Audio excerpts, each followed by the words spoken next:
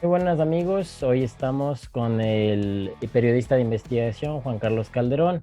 Él es el director del portal web, la revista digital Plan B. Bienvenido Juan Carlos.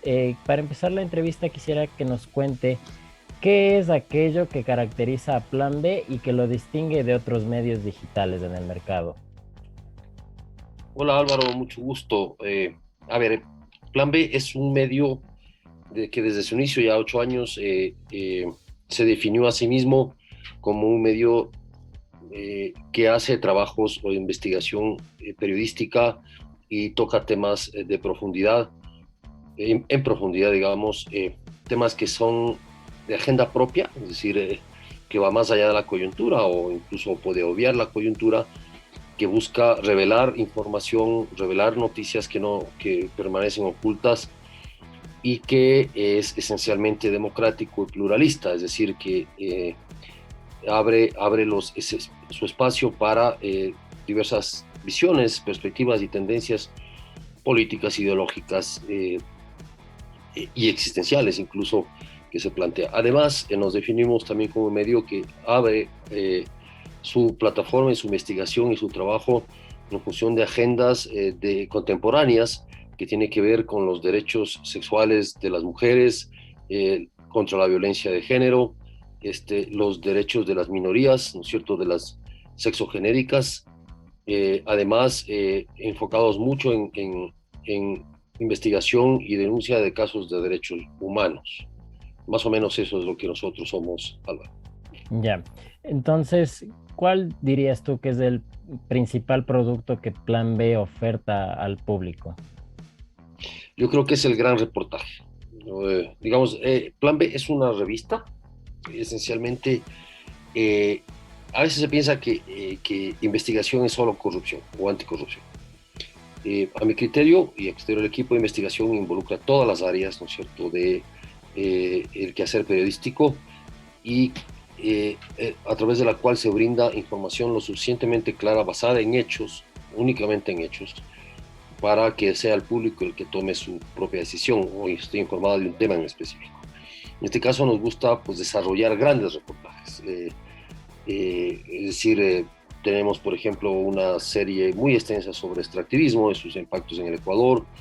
Hemos hecho mucha investigación sobre narcotráfico, su influencia en la sociedad y su impacto en la justicia ecuatoriana, por ejemplo. Eh, Tenemos informaciones sobre seguridad y defensa bastante pertinente, sobre temas de derechos humanos, etcétera, etcétera, ambientales, o sea, no se diga. Entonces, lo enfocamos como un gran tema, porque para nosotros, eh, a, sin intentar ir en contracorriente de lo que significaría hoy el periodismo digital, es decir, textos cada vez más cortos e insulsos, lo que buscamos es que el lector tenga en sus manos, en sus aparatos, toda la información posible de un tema. Muy bien reporteada con además absoluta pluralidad, eh, presentando todos los enfoques. Pero como digo, es una revista que también desarrolla otros segmentos, otras áreas del periodismo, como perfiles, por ejemplo.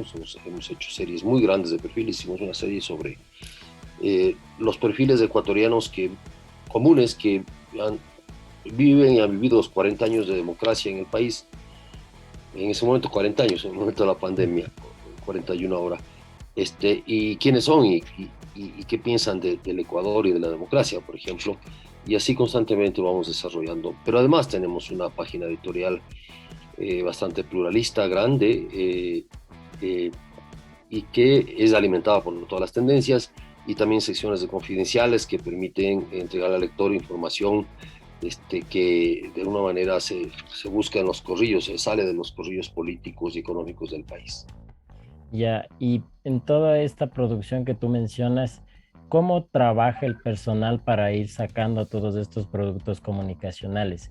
Y más o menos, ¿cuál es el rol que cada miembro de tu equipo de trabajo, de tu equipo de redacción ocupa dentro del medio? Eventualmente, en los últimos 8 años, hasta hace unos pocos meses, éramos 5 personas, lo hemos sido siempre y ha sido el mismo equipo siempre. Ujú. O sea, no hemos tenido deserciones y, y tenemos 3 personas estamos directamente vinculados a los temas de redacción, ¿no es cierto? Investigación, reportería, producción de textos. Y tenemos dos personas, o hasta, como digo, hasta hace pocos meses, porque después se incorporó otra persona, teníamos dos personas, una que trabaja en todo lo que es el manejo de redes sociales, ¿no es cierto? Cobertura en redes y además promoción de los artículos en redes. Y luego esta persona también trabaja temas administrativos, ¿cierto? Que es un eje muy importante para la pervivencia del proyecto. Y tenemos otra persona que es un director de arte que involucra todo lo que es video, es un videógrafo, es un guionista y un fotógrafo y diseñador además, con lo cual nos completamos o complementamos. Básicamente estos son los roles asignados. Y cómo trabajamos, es decir, nosotros hacemos una reunión semanal porque esta es una revista digital que se renueva cada semana, ¿no? ¿Cierto? Aunque pueda publicar cosas de coyuntura o transmitir cosas de coyuntura que considera relevantes para la opinión, para sus seguidores. Pero en general, los grandes temas o los temas de fondo que cada periodista se asigna son definidos en una reunión, en este caso los lunes, en una reunión de planificación, y ahí se van dando los ejes, las guías, se va discutiendo en el seno de la redacción los temas que son pertinentes y por dónde se los va a tratar y cómo. Entonces ahí se toma nota de, por ejemplo, el compañero Luis, que es fotógrafo y videógrafo, toma nota de qué es lo que se tiene que hacer, etcétera, etcétera. O también Jazz Ojeda, que es la persona que trabaja en redes, también hace diseño de infografía, ¿no es cierto? Por ejemplo, y esto nos permite como tener ya una idea clara por dónde va el panorama de la semana.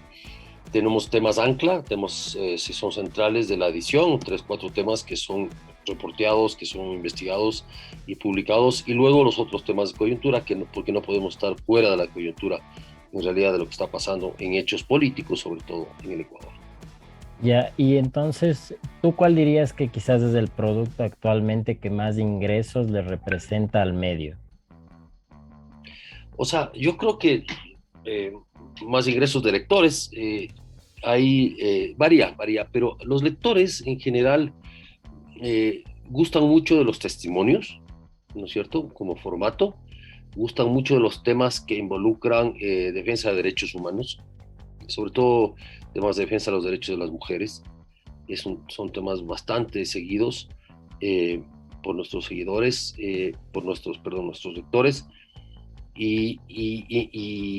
Y tenemos públicos, digamos, muy diversos. Por ejemplo, es uno de los medios que más trata sobre temas de pueblos indígenas y los impactos que tiene en sus vidas, todo lo que significa la invasión del extractivismo o los nuevos proyectos privados o públicos de agua, por ejemplo, cosas así que hace que nosotros estemos constantemente monitoreando estos temas y eso va creando un público que permite que tenga acceso. Pero, por ejemplo, te voy a decir, la más leída en la historia de Plan B, que tiene unos casi 400.000 lecturas, es sobre una investigación que publicamos sobre el chocho.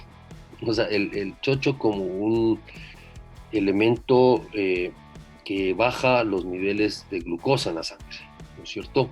Es una investigación de la Universidad de UTE, de su centro de investigaciones de salud médicas, y que tuvo un impacto enorme porque es natural, los temas de salud interesan. Esto fue antes de la pandemia. Ujú. Los temas de salud interesan mucho a las personas. Segundo, la diabetes es una de las causas más graves de morbo y mortalidad en el Ecuador.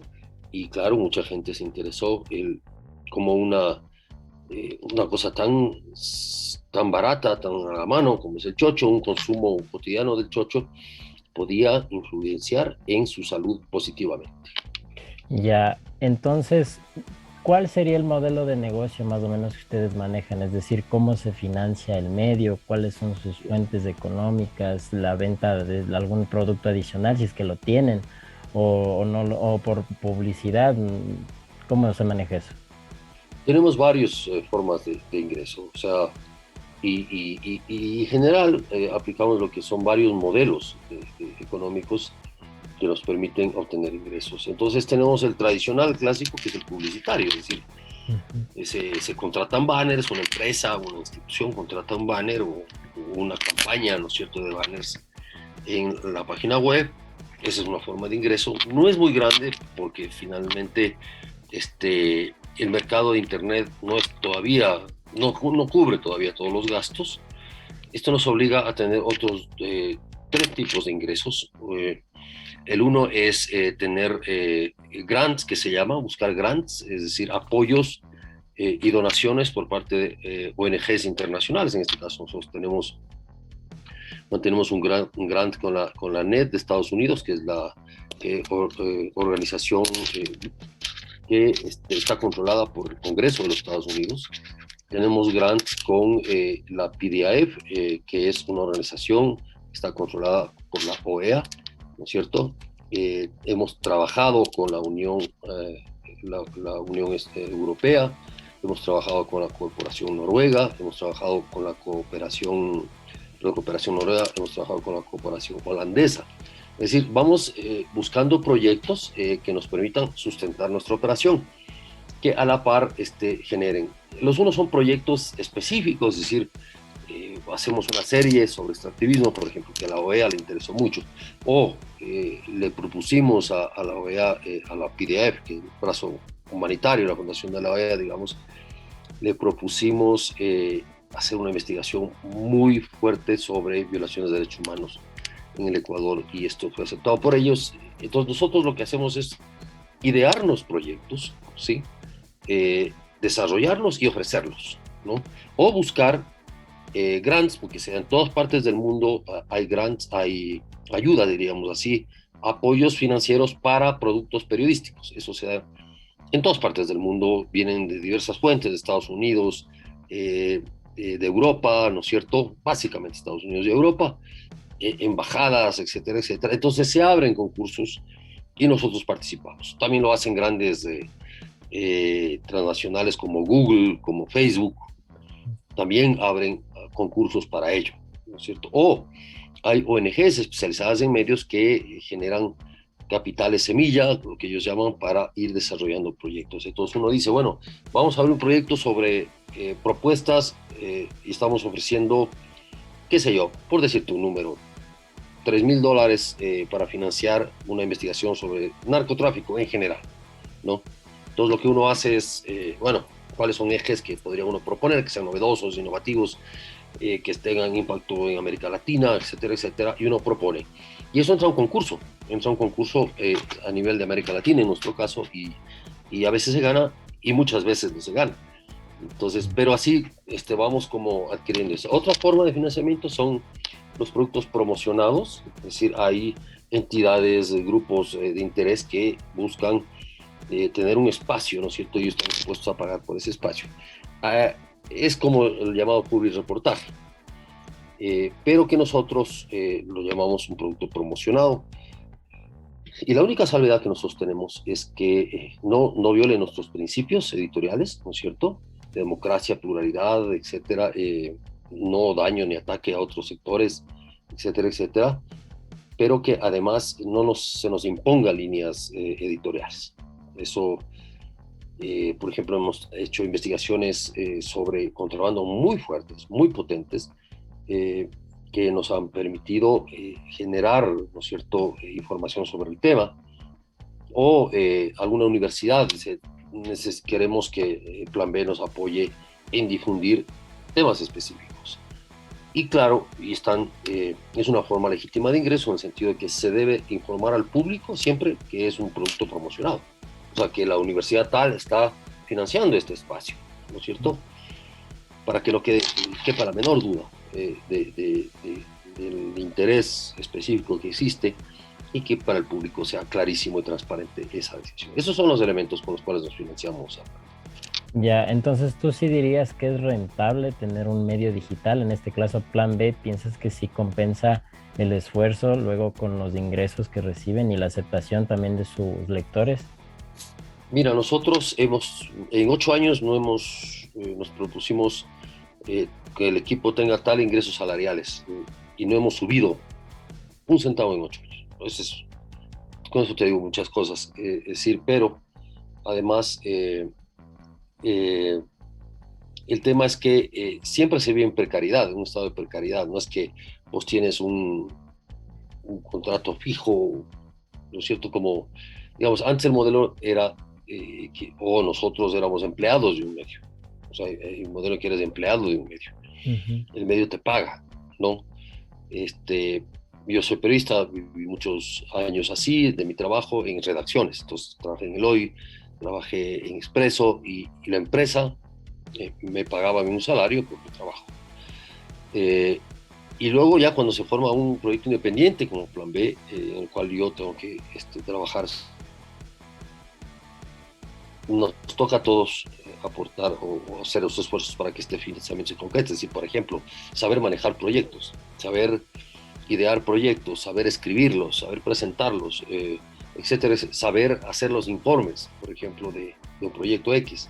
Esto es un papeleo enorme que requiere una atención específica.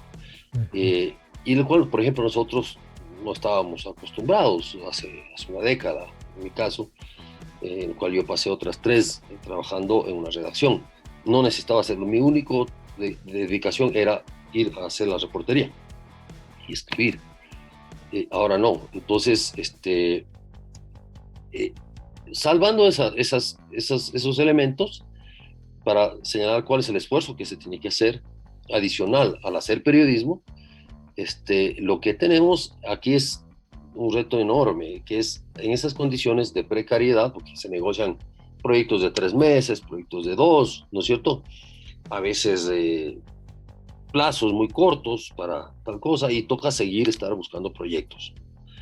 Pero a pesar de eso, tratamos de enfocarnos mucho en el periodismo de alta calidad, el periodismo que genere las mejores prácticas periodísticas. Ya, y tú tal vez consideras que la gente estaría dispuesta a pagar por el contenido de Plan B si ustedes así lo decidieran, o sea, tener como una especie de sección para suscriptores o una especie de contenido exclusivo. Verás, sí lo tenemos, no hemos pasado al salto a lo exclusivo, Ujú. porque es un mercado muy complicado el ecuatoriano. El ecuatoriano en general quiere todo gratis o considera que debe tener la información gratuitamente. Eh, y, y hay casos, yo me había inventado una vez un modelo, una agencia de noticias en la cual se vendía noticias de políticas a medios de provincias, por ejemplo, ¿no? Entonces alguna gente me dijo, no, ¿para qué te voy a pagar si yo puedo coger tranquilamente, bajarme, o sea, de cualquier medio que haga ese tipo de información, me bajo y cito la fuente y ya está, ¿no? Entonces, eso uno. Dos, cuando abres un botón de pago, esperas que la gente...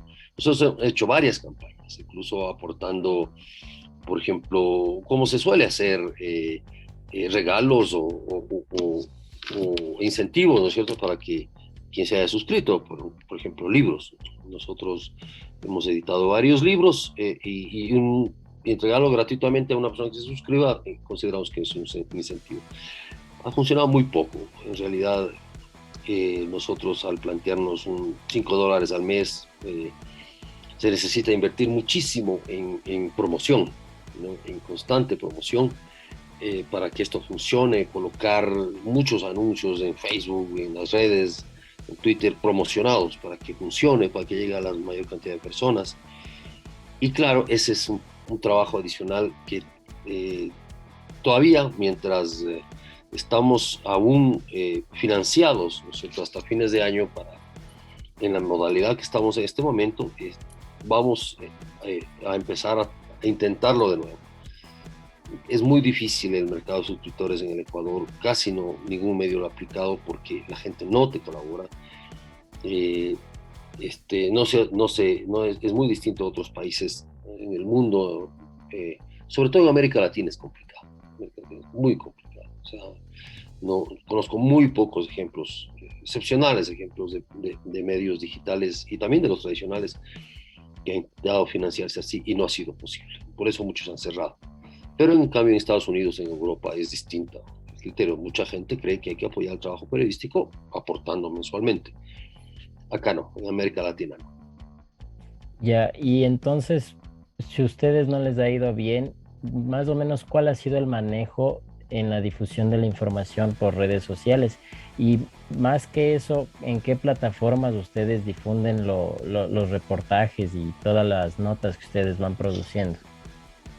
Bueno, no nos ha ido bien eso, pero tampoco nos ha ido mal. Es decir, Ajá. hemos tenido otros ingresos, otro tipo, que ya los he explicado. Pero no descartamos Ujú. insistir en esto, el pago de exclusividad.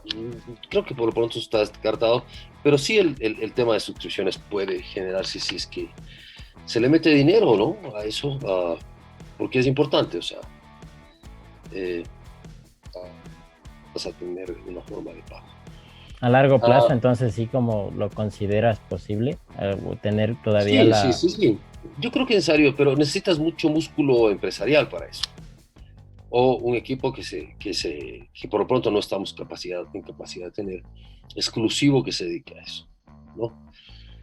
Vamos a intentarlo, vamos a ver. Ahora tenemos un equipo de jóvenes publicistas, entonces de pronto les proponemos que ellos a cambio de un porcentaje, ¿no es cierto?, del dinero que ingresa, que es importante eso, ellos puedan conseguir suscriptores. Pero bueno, eso es todavía materia del futuro.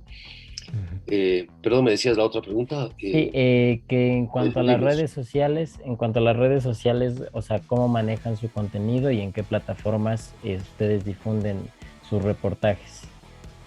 Bueno, manejamos en las 4 plataformas que hay en el Ecuador. Estamos con Instagram, con Facebook, con Twitter y con YouTube. Cada una tiene su especificidad, en Ujú. realidad. Pero bueno, eh, las usamos mucho como una forma de distribución de contenidos. Se hace el informe, se hace el reportaje o la columna de un colaborador y se envía promocionándole en todas las redes, ¿no?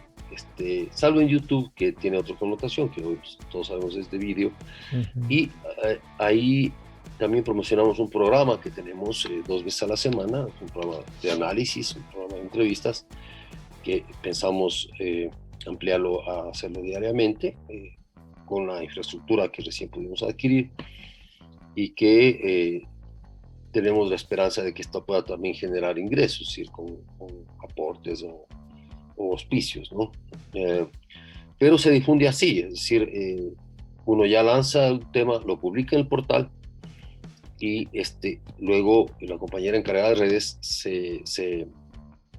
posesiona, digamos, del producto y lo empieza a difundir por todas las redes sociales. Ya, y en estas redes sociales, ¿en cuál es en la que ustedes más acogida tienen? Bueno, siempre depende del tema. Fíjate, o sea, hay redes sociales que trabajan de manera específica o tienen una percepción específica de lo que tendría que ser su propia dinámica. Por ejemplo, Twitter es una red hiperpolitizada, Ujú.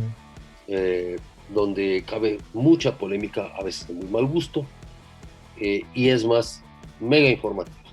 Depende de quién siga, está bien, pero digamos, por nuestra razón de ser un medio de comunicación, seguimos y nos siguen medios, periodistas, líderes de opinión, etcétera, etcétera. Y Facebook tiene otro tipo de connotación, es menos politizada, aunque es cada vez más que Twitter, digamos, es cada vez más en sí misma, pero que se abre a otras posibilidades, ¿no es cierto?, de otro tipo de públicos. Lo importante aquí son los públicos. E Instagram no se diga, tiene otro tipo de público, es más joven, ¿no es cierto?, le interesa otro tipo de temas y a veces vamos cuidando de que esto sea más dosificado. Y en YouTube exclusivamente usamos para poner en nuestro canal YouTube las producciones que tenemos en video. Eh, Porque por lo general acompañamos de cada producción de texto escrito con un pequeño video depende del impacto y la duración, pero más o menos promedio de entre 3 a 8 minutos. Entonces, Mm. para eso se usa Instagram y aunque también los otros, pero tiene más impacto en Instagram y YouTube por la misma dinámica de estas redes sociales. Ya, y bueno, antes tú mencionaste que los reportajes, los grandes reportajes, no solamente de casos de corrupción, sino de temas de interés en general, son como que su producto insignia. Entonces, ¿qué costo implica realizar uno de estos reportajes amplios para el medio? Mira, nosotros, me parece que la única razón, la mayor razón de ser de un medio de información, de periodismo como el nuestro, es hacer una muy buena reportería. Es ir a los sitios, estar ahí. Eso implica movilización, ¿no? Una cuestión de gastos, ¿no? Ujú. Uso de equipos, hemos tenido casos de robo de equipos, por ejemplo, pérdida que ha sido, hemos tenido que reponer, eh, cosas de esas. Pero el costo en general se define por lo que cuesta el trabajo de la persona, ¿no es cierto?, que lo hace, que en general tenemos la suerte de todavía tener un pago, un salarial, ¿no es cierto?, al equipo que es de base. Y luego también se puede pagar o no a ciertas colaboraciones que son importantes, que nosotros podemos contratar, ¿no? Eh, o y luego de eso, todo lo que implica los gastos de reporte, ¿no? Entonces, movilización.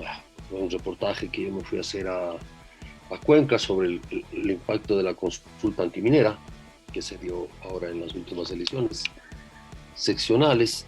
Y, y nada, o sea, 3 días ahí te implica pagar estadía, te implica movilización, porque una movilización al Cajas, vas haciendo cuentas, ¿no?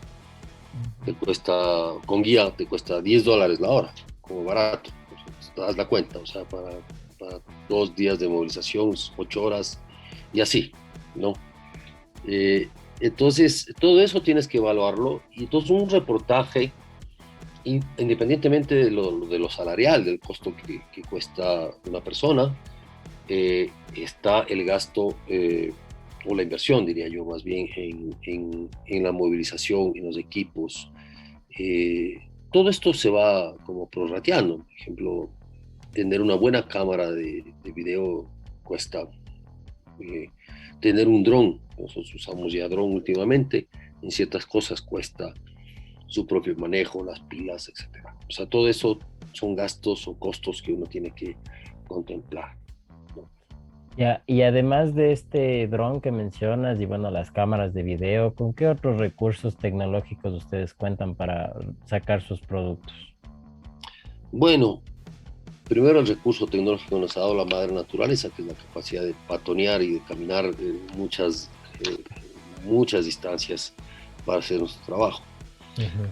Y luego lo que tienes, por ejemplo, es la necesidad de contratar plantillas, por ejemplo, para hacer micrositios, ¿cierto? Entonces, como hacemos periodismo de largo aliento, con series de temas, de historias, etcétera, nos gusta agruparlos y hacer un micrositio que permita o facilite al lector, ¿no es cierto?, acceder a, por ejemplo, toda la cobertura que hicimos sobre la crisis de octubre del 2019, se fue a un micrositio. Está en la web de Plan B, está en su base de datos y todo, uno puede acceder con su motor de búsqueda, pero digamos, más de 70 reportajes y testimonios y todo, con su fotografía y todo, se agrupa en un micrositio. Y alguna vez alguien dice, uy, ¿ustedes qué hicieron en la cobertura de octubre? ¿Solo cubrieron a los policías o solo cubrieron a los indígenas? Mira, te mando el micrositio y ábrelo y mira lo que hay ahí, ¿no? Entonces, así, o sea, hemos hecho sobre narcotráfico, por decir, tenemos más de 80 informes sobre narcotráfico en el Ecuador. Creo que somos el medio que más, proporcionalmente, digamos, más ha hecho en este tema en este corto tiempo de vida.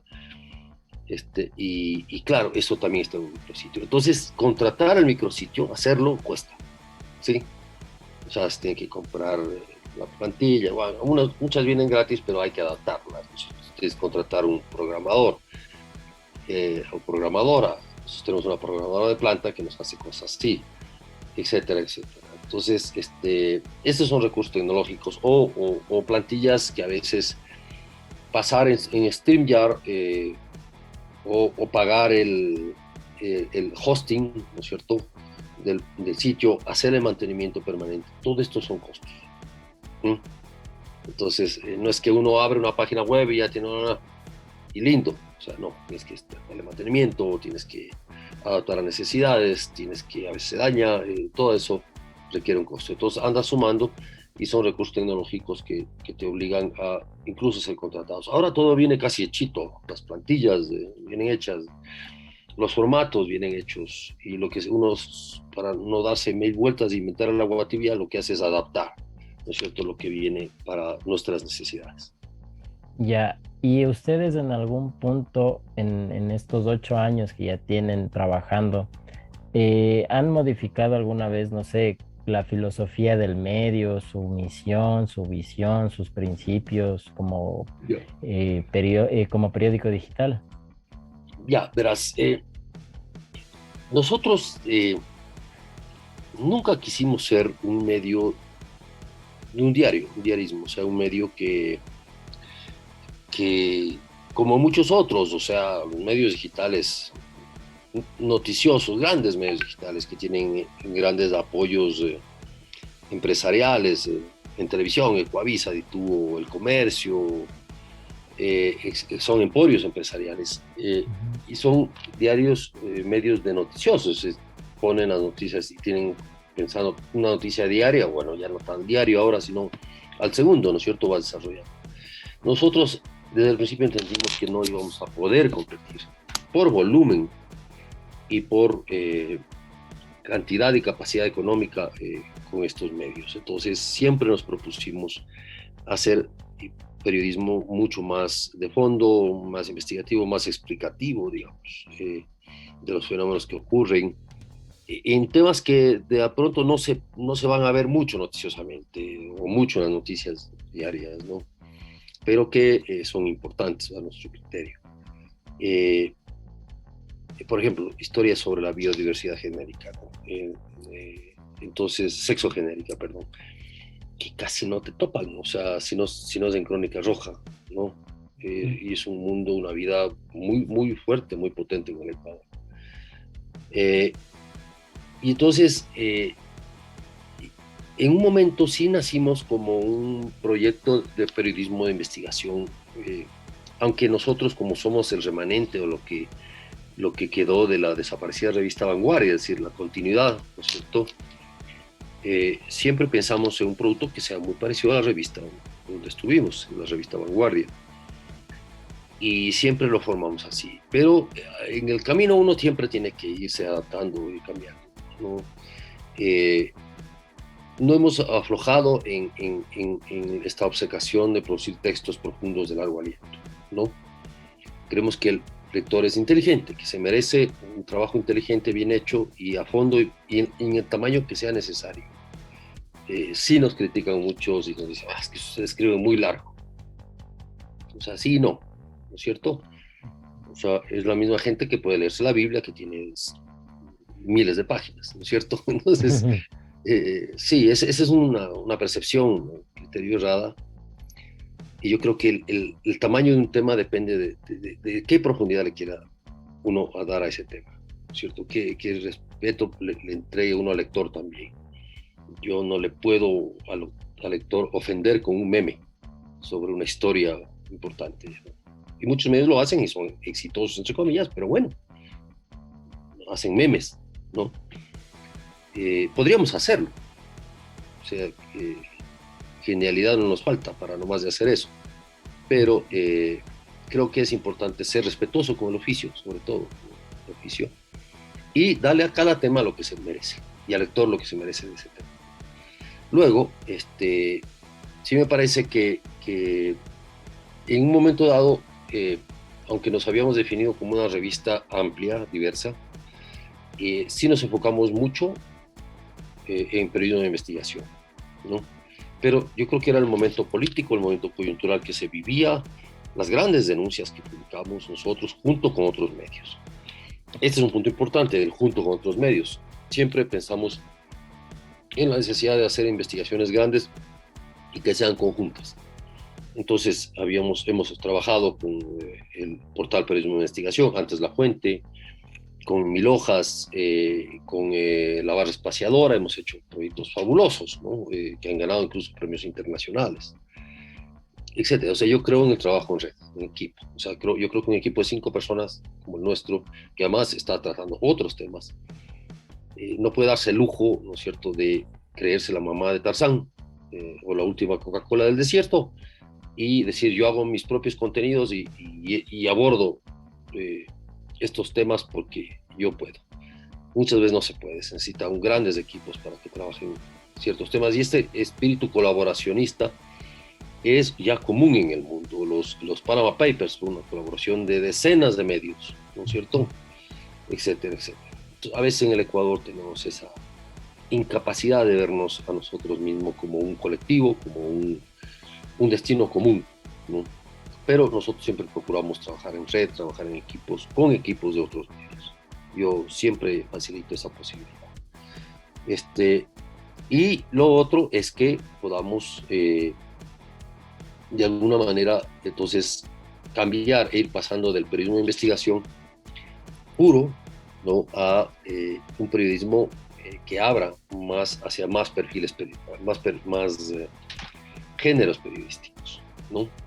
Otros temas que muchos otros medios digitales no abordan.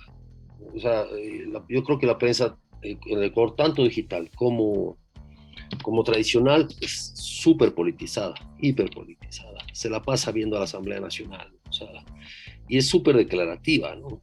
Entonces dijo tal cosa, y dijo ya, y afirmó y anunció, y oficialista.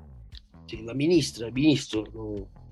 Sí, o sea, es el 70% de la información, hasta 80% de ello.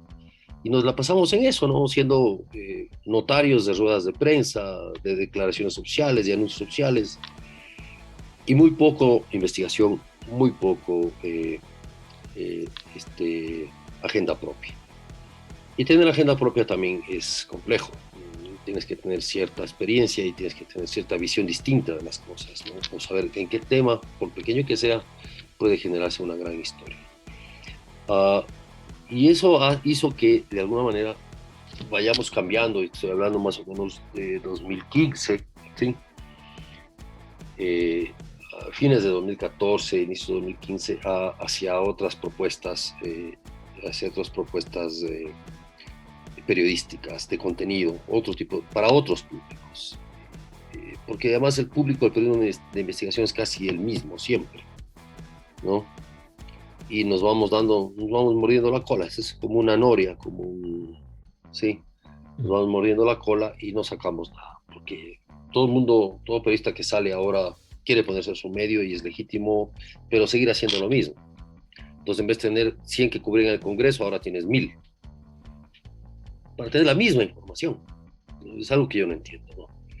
O para tener los mismos voceros. O sea, todo el tiempo los mismos. Entonces, aquí en este país hablan 50 personas. Siempre. Y hablan de cualquier cosa, de todo lo que se pongan enfrente. Entonces, un día son especialistas en derecho de familia, otro día son especialistas en fútbol, otro día son especialistas en narcotráfico, otro día las mismas personas. Entonces uno dice, no hay más personas que hablen en este país, no hay más personas que piensen en este país, que vivan. Es un problema de los medios, cultural de los medios ecuatorianos, que ojalá vayamos rompiendo. Para nosotros también ha sido difícil irnos por otros lados. Mucha gente cree que el papel del periodismo es, como algún colega lo definió, el acto de patear traseros. Nosotros no creemos eso. Nosotros creemos que el periodismo es el acto de ofrecer la información bien hecha, bien reporteada y con respeto al público. No, aquí no queremos patear el trasero a nadie. No nos interesa. No creemos que eso es hacer periodismo.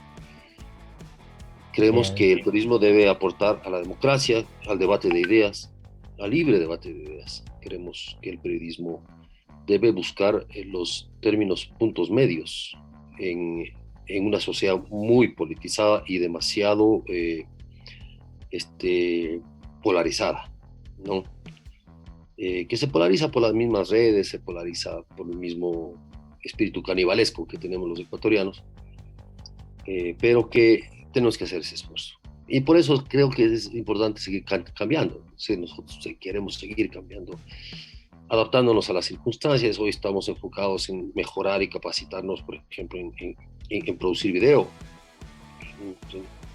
No somos cineastas, no hemos tenido nunca experticia en televisión, pero creemos que es fundamental hacer información en video, pero hay que hacerla bien. Entonces estamos capacitándonos para ello, todo el equipo. Y eso hace que tomemos en serio siempre estos cambios. Bien, y tú, ¿cuál dirías que es el rango medio que tú buscas para, no sé, nuevos integrantes para tu medio? O sea, y me refiero en términos de edad, ¿no? Bueno, yo soy el dinosaurio del equipo porque evidentemente yo llevo ya 35 años de periodismo, pero 35 años digamos, el rango que yo creo tenemos, pero eso es relativo. O sea, hay gente muy brillante que es muy joven, gente que a pesar de tener muchos años en el periodismo no aprende nada, eh, o no innova en nada. Entonces es muy relativo. O sea, yo creo que cada uno, a pesar de la edad que tenga, tiene que decidir qué tipo de periodista quiere ser. Si quiere ser un periodismo mediocre, bueno, tiene muchas oportunidades, ¿no?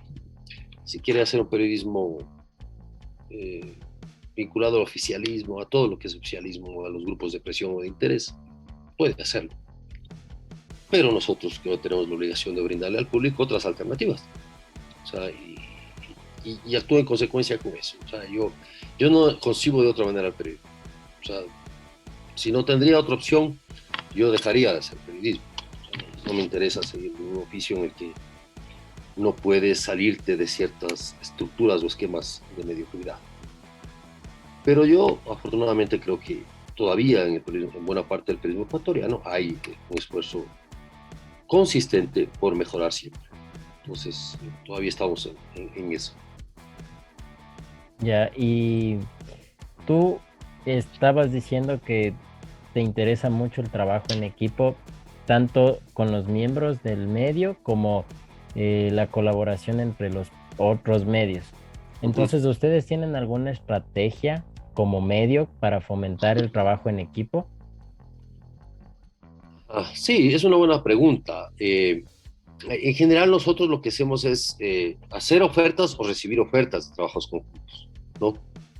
Eh, Cuando vemos que hay un tema que es de fondo y que no podemos, por ejemplo, se hizo una investigación sobre el tema de los cadáveres insepultos o perdidos tras la tragedia del COVID en Guayaquil. Un trabajo muy potente, ¿no? Que estamos involucrados tres medios y una fundación. Entonces, es importante, ¿sí? O sea, ¿cómo te involucras? ¿Cómo se involucra? O financiando, o aportando, o haciendo. Hemos trabajado en conjunto muchas historias grandes, por ejemplo, todo el festín de las frecuencias en el Ecuador, ¿no? Y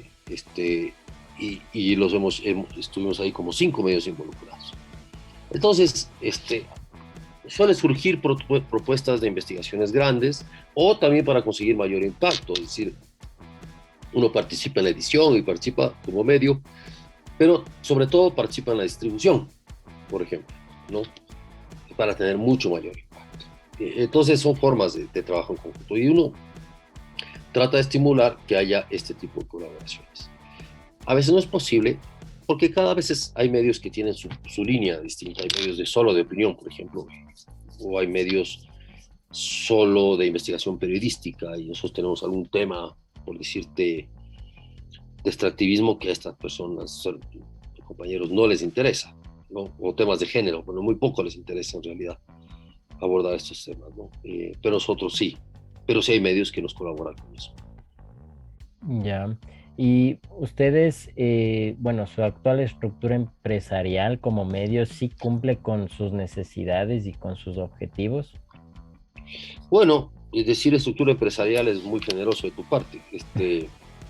Lo que tenemos es un equipo que tiene aportes colaborativos en este momento de otras entidades para poder precisamente intentar tener una estructura empresarial. No hemos tenido aún esa suerte. Creo que es un reto, un desafío permanente, es una preocupación mía. Yo soy periodista, nunca he sido empresario, pero se me hace muy necesario, por ejemplo, tener gente que gerencie cosas, ¿no? Que administre cosas, que ordene cosas, en una redacción como la nuestra. Porque a pesar de, aparentemente somos pequeños, pero en general los volúmenes de información que manejamos o de convenios que hacemos, ¿cierto? Hace necesario que tenga su cierta estructura para poder funcionar adecuadamente. Entonces Ya, todavía es un poco precario, funciona, hay, pero es precario. O sea, no es suficiente, creo yo, para las necesidades que tenemos. ya. Y para finalizar la entrevista, Juan Carlos, quisiera que me digas, ¿ustedes utilizan algún tipo de indicador para medir más o menos la efectividad de todo el tema de las producciones que van sacando, de los reportajes? Es Sí, decir, ¿ya? todas las semanas tenemos eh, saber cuántas personas han leído una, una historia terminada, por cuánto tiempo. Eso, digamos, Analytics, Google y sus derivaciones Ujú. te va brindando siempre esa información, ¿no? Eso nos sirve para saber por dónde ir. A veces puede de pronto ser engañoso porque hay temas que pueden ser muy fuertes y tener muy pocos lectores, pero que han llegado a personas que nosotros creemos que deben llegar, ¿sí? O sea, si bien uno escribe para un público en general, entiendo perfectamente que hay temas que interesan a cierto público y otros no, otros interesan otros temas.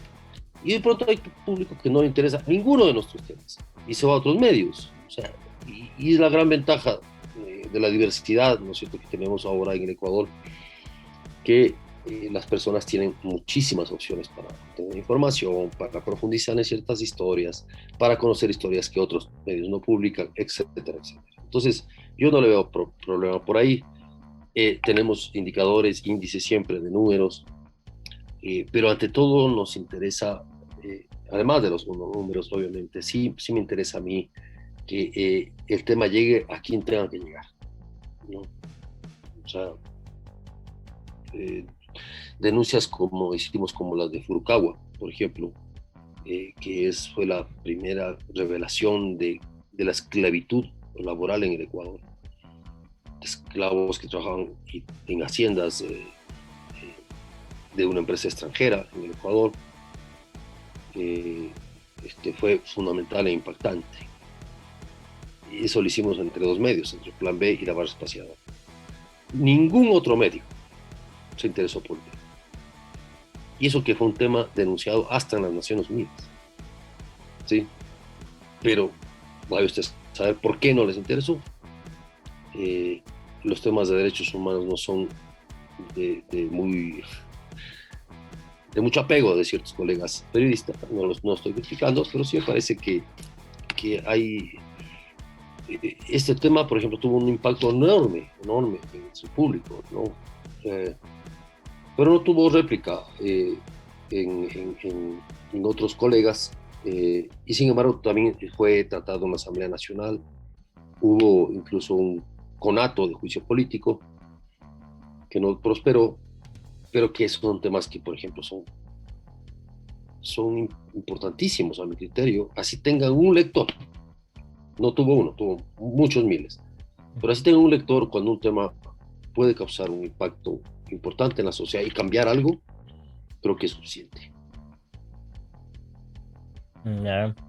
Y tú aquí a unos años en tu medio, ¿cómo te ves? ¿Cuál es tu visión a futuro? Y también quisiera que, bueno, no sé, eh, des algún mensaje para las nuevas generaciones de periodistas que ahora ya se están graduando. En mi caso, por ejemplo, yo ya estoy en octavo semestre de la carrera y bueno, siempre viene bien el consejo de una persona que ya tiene 35 años siendo periodista.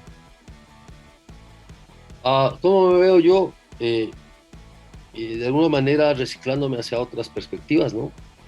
Me parece que eh, yo en periodismo he hecho muchas cosas, he pasado por muchas actividades, siento que hay cosas muy importantes para el país, pero yo me veo haciendo grandes temas.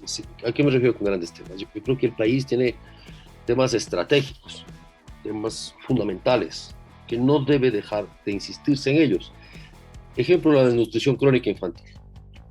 O sea, en el 2016, no, 15, nosotros sacamos una historia muy grande, una revelación muy grande, y era que después de años más, 2016, después de 8 años de haber invertido más de 300 millones de dólares en el gobierno de Correa, por ejemplo, no se pudo bajar el porcentaje de desnutrición crónica infantil de menores de 5 años, que promediaba el 24%. En realidad se bajó el 0,5%. Era el 25%. Después de varios años, y el Ecuador no ha podido bajar esa cifra, por muchas circunstancias. Y hoy la aumentó. Antes era 1 de cada 4 niños con desnutrición crónica infantil. ¿Qué significa la desnutrición crónica infantil? No solo la disminución de talla respecto a la edad, sino que las personas desnutridas hasta los 5 años tendrán muy graves dificultades intelectuales, ¿no es cierto?, para afrontar su futuro. Entonces se está creando una generación de personas que no están capacitadas intelectualmente para entender, para comprender, para defenderse por sí solas, etc. En ese momento era 1 de 4, ahora es 1 de cada 3, imagínate. ¿Cómo puedes hacer un país así?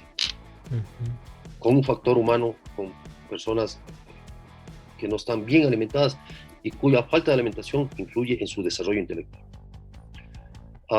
Ese es un tema estratégico para el Ecuador, las personas. El tema de la salud pública. O sea, acá vamos viendo las tragedias que hemos vivido, las mafias. El tema de el rezago estudiantil que hay en el Ecuador.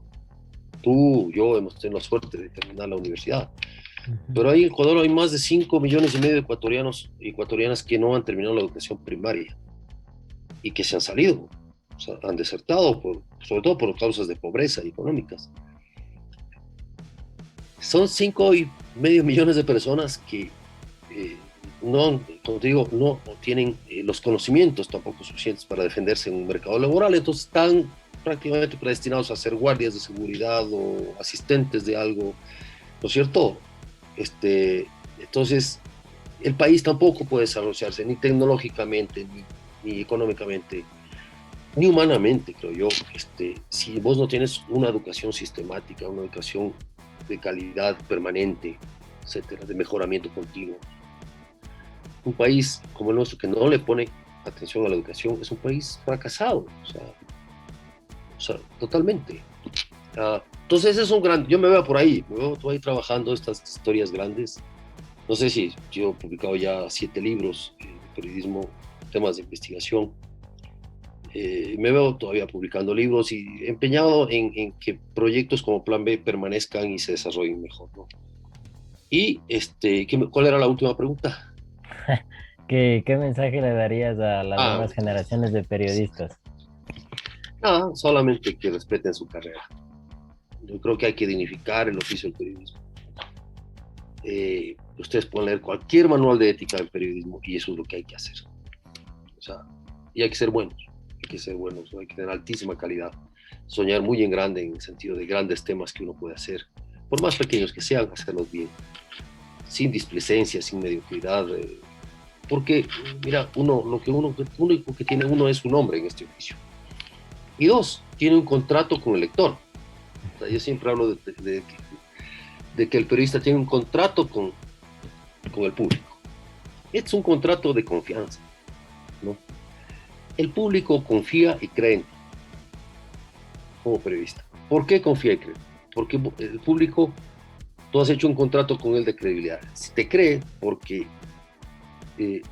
está seguro el público de que la información que tú le das no está ni manipulada, ni tergiversada a propósito, ni representa grupos de intereses, ¿no? O sea, no está sesgada. Y entonces ese es un contrato que vos no puedes romper. Y yo creo que ese es mira, uno puede tener 100 años en el periodismo, pero un pequeño error puede destruir toda una carrera.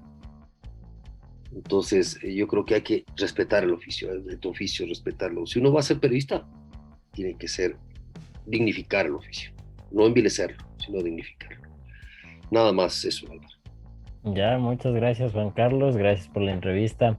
Espero poder contar con tu ayuda en próximas ocasiones. Con mucho gusto, Álvaro. Muchas gracias. Listo.